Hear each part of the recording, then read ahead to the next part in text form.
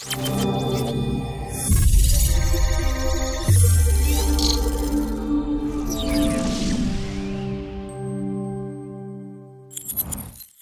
good evening guys. So, welcome sa ating Lesson 6 webinar, free webinar brought to you by Tickmill and of course, our Asasi Crypto and Forex community. So, pag-uusapan natin ngayon yung isa na namang indicator at kung paano natin siya pwedeng gamitin kapag tayo ay magte-trade. So, ang dami na nating lesson na pinag-usapan. So, first of all, sabi ko nga, dapat napakinggan nyo na yung price action or smart money webinar natin and then yung market structure. Napakahalaga na alam natin yung basic ng market structure. Kaya nga tayo tinawag na ASASI, meaning yung basic no ay matatag yung iyong pundasyon sa trading. Lagi ko sinasabi, okay ang manual trading sa lahat. Kaya lang tayo nag-EEA o kaya nag-iba, nagka-copy trade. For passive income, busy ka, wala. Pero iba pa rin, wala pa rin kapalit yung maging manual trader ka and then meron kang funded account, proper, or meron kang sariling magandang capital. Wala pa rin kapalit yan. So, salamat ulit, Tikmil, no? Inom lang tayo.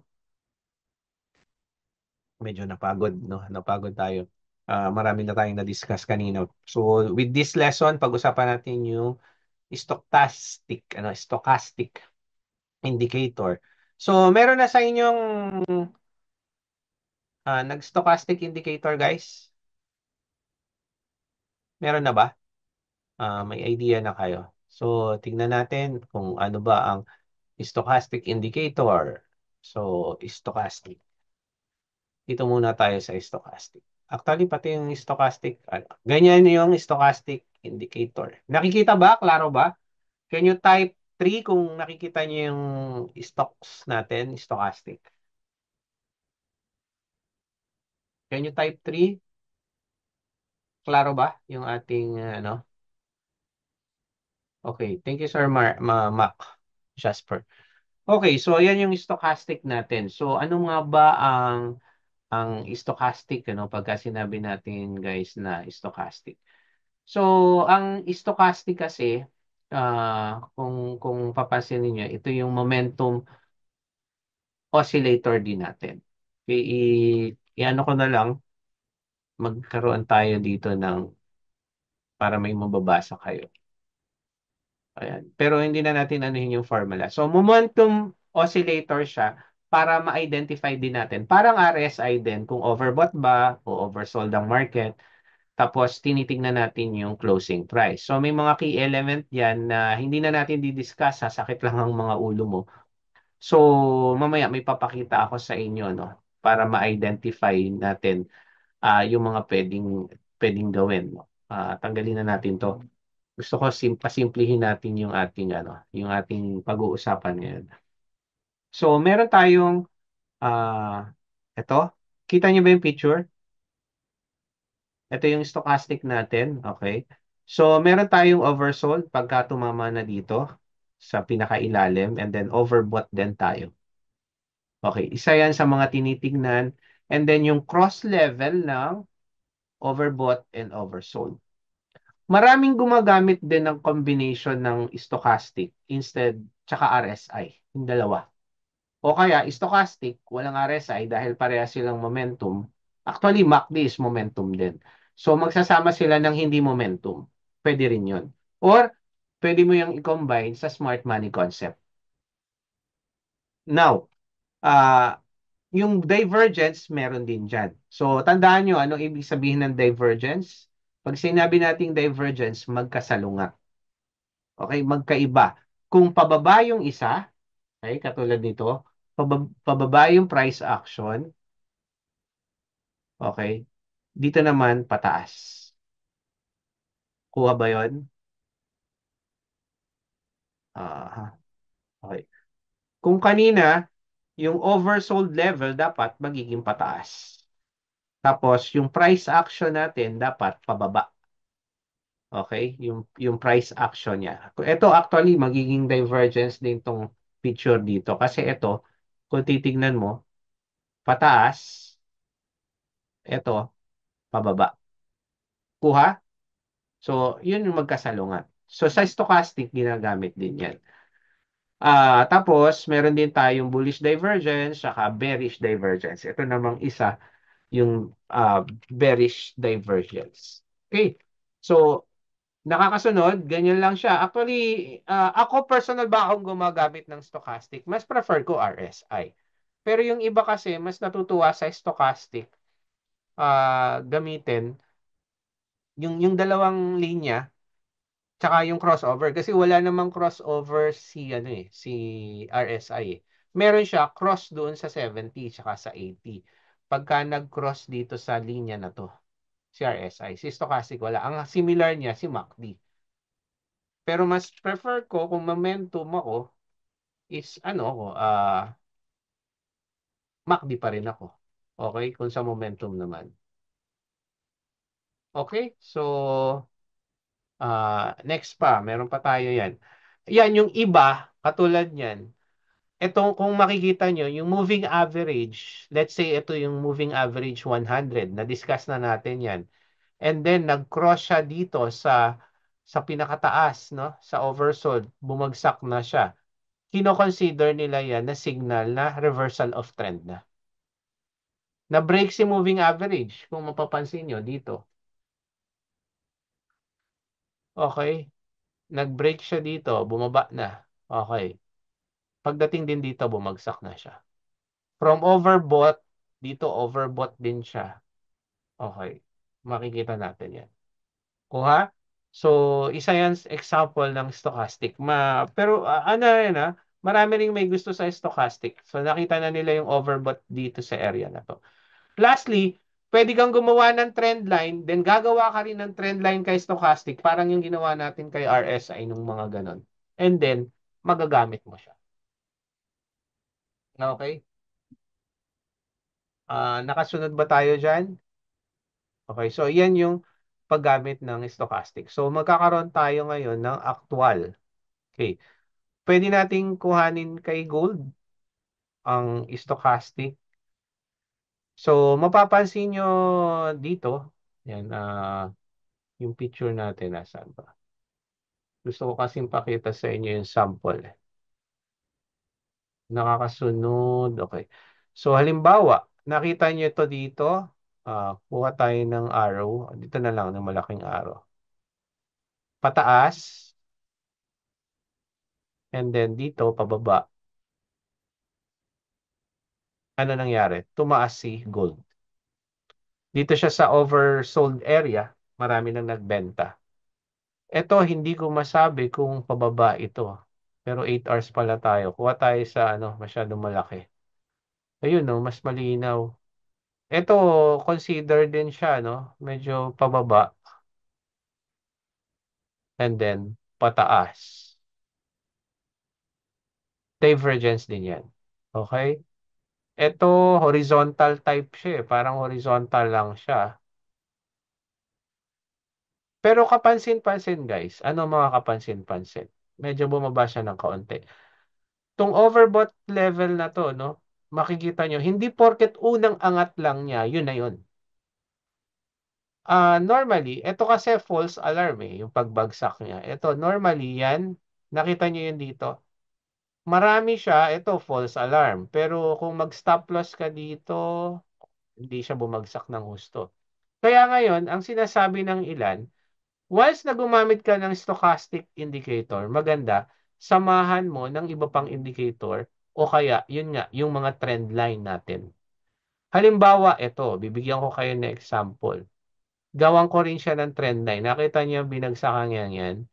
Okay? And then, gawan ko siya ng trend line din dito. Okay?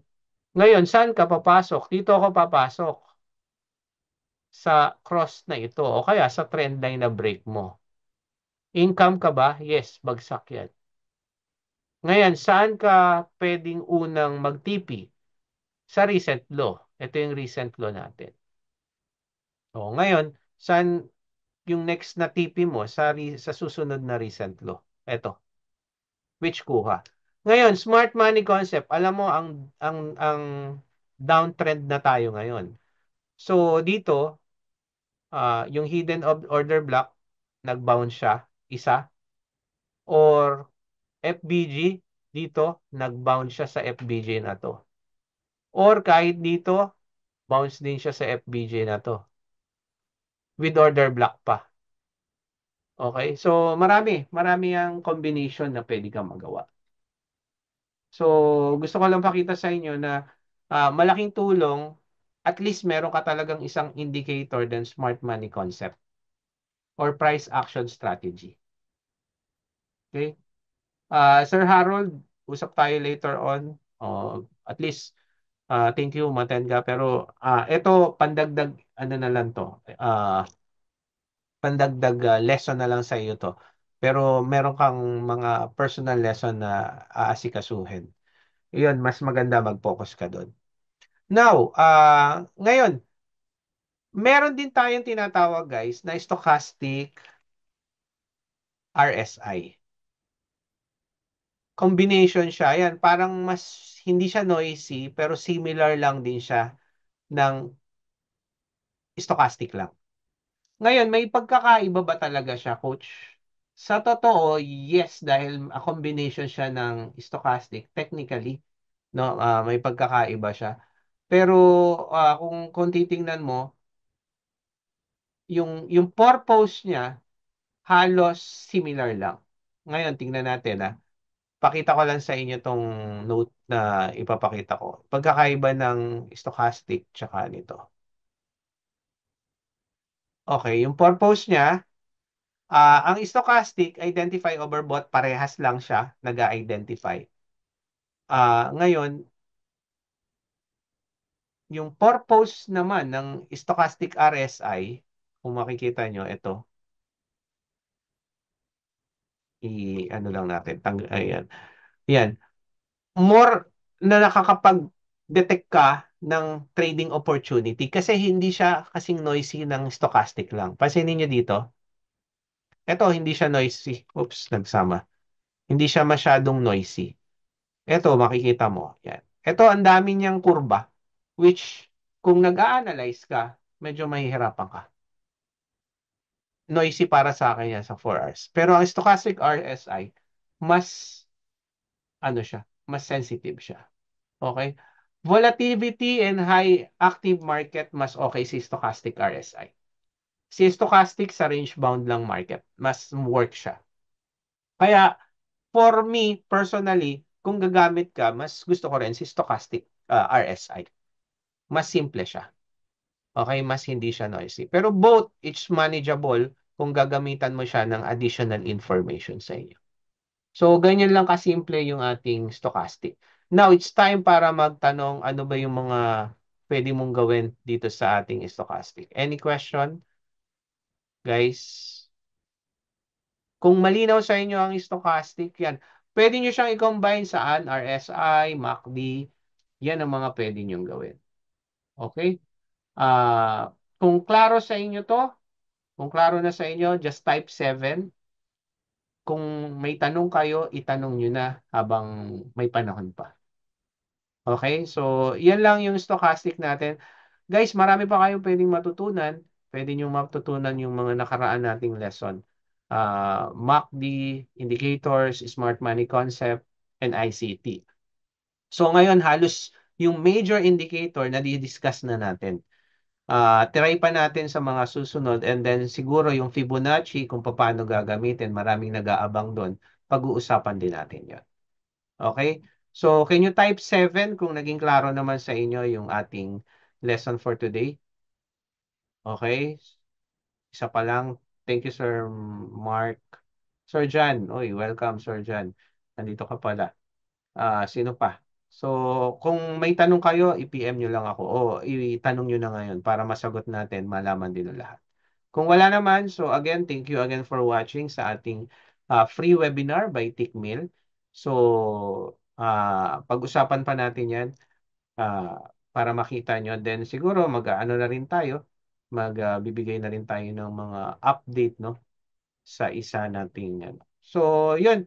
Guys, ito yan. Magkaroon lang tayo ng update gaya ng sinasabi ko kanina sa inyo. Ah, bago tayo magtapos, no? I-share ko lang, nasaan ba yung Zoom? So, nag-pump and dump ang market ng gold ngayon. So, tingnan natin kung ano ang nangyari. May naipit, may naipit na trade pero may kumita rin dito sa ating EA bot. So, share screen ko lang bago tayo magwakas. Marami nang umalis. So, mag-update lang tayo. Kumita tayo ng $13. Nag-TP siya ng $13. Okay? So, makikita nyo, may nag-TP. Yan, may nag-TP na siya ng $13 na trade. Ngayon lang, medyo may ipit siya na $20. Hindi pa siya pumapasok dun sa 10% drawdown natin. Kaya hinahayaan ko lang siya. Pero pwede ko siyang i-stop, hintayin kong bumaba siya, mag-TTA lang ako. Depende yan. Kasi maiipit naman itong isa na meron. Pero tingnan nyo, meron na tayong $13. Kaya nga, nasa pag-ano nyo yan eh, nasa pag-risk management nyo yan. So, ito, pwede nyo yung naipit na buy dito, yan, pwede nyo siyang baguhin. So, pinapakita ko lang sa inyo how, paano to, no? Meron yung update. So, may drawdown, pero at least kumita na yung equity. Then, yun nga, may time na kailangan i-stop mo muna siya para mawala yung drawdown. Then, hayaan mo siyang mag-trade ulit. Ganyan yung diskarte ko noon. Kaya tumagal yung bot at nagkaroon ng income. So, yun lang yung update natin. I-update din natin yan mamaya sa post, no? So, thank you again for watching, guys. PM lang kayo pag may mga tanong pa kayo. Pero yung mga normal na tanong nyo guys, normally yan sa ano lang sa comment section lang. Dahil sa sobrang dami ng PM, priority natin yung family friends saka yung mga nasa mentorship natin na one-on-one. Thank you again for watching. I hope may natuto kayo kahit maikli lang yung ating brought to you by Tickmill na tutorial about stochastic indicator. Okay, so maraming salamat sa inyong time guys and thank you sa mga umaten. Hindi na tayo nakapagpa-picture. Anyhow, okay na yon. Maraming salamat and update lang tayo. And don't forget, no, ang pagiging successful, hindi yung maaga kang nagkukwit. Okay? Pero pwede mong ma-minimize ang damages, kumbaga, nito ng pagkatalo sa trading. Yung risk management. Kaya don't forget to watch yung trading psychology natin. Napakahalaga sa mga newbie.